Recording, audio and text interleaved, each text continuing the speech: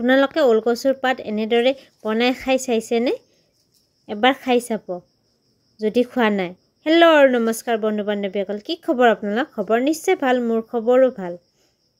মোৰ ঐনতি কুকিং ভিডিঅ'লৈ আপোনালোকক স্বাগতম জনালোঁ। এয়া ওলকচুৰ পাত আমাৰ ঘৰতে হোৱা, প্ৰায় ঘৰতে এই ওলকচু এতিয়া হৈছেই চাগে গাঁৱৰ পিনে। খাবলৈ বিৰাট টেষ্টি হয় এনেদৰে বনাই খাই চালে। এয়া মই ওলকচু পাত অকণমান পানী দি দিছোঁ। ইয়াৰ যিহেতু নিজা পানী ওলায় কাৰণে একেবাৰে অকণমান পানী দিছোঁ, আৰু ইয়াত সোৱাদ লাগিবৰ কাৰণে বুট দি লৈছোঁ, আৰু সোৱাদ অনুসৰি নিমখ আৰু জলকীয়া দি লৈছোঁ। জলকীয়া অলপ বেছিকৈ দি লৈছোঁ। আপোনালোকৰ ঘৰত সৰু ল'ৰা ছোৱালী আছে যদি কমকৈ দি ল'ব।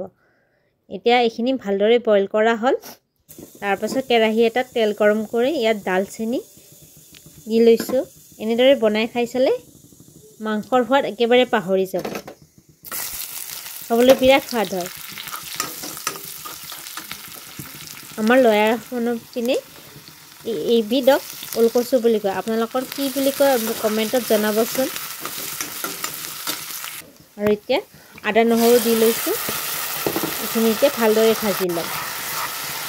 আৰু ইয়াত মছলাৰ বাবে জিৰা, ধনিয়া, গৰম মছলা আদি ব্যৱহাৰ কৰিছোঁ মই, আৰু ৰঙৰ বাবে হালধি। ভাজি থকা দেখুওৱা নহ'ল। এয়া মোৰ ওলকচুৰ ৰেচিপিটো ৰেডি। এবাৰ বনাই খাই চাব।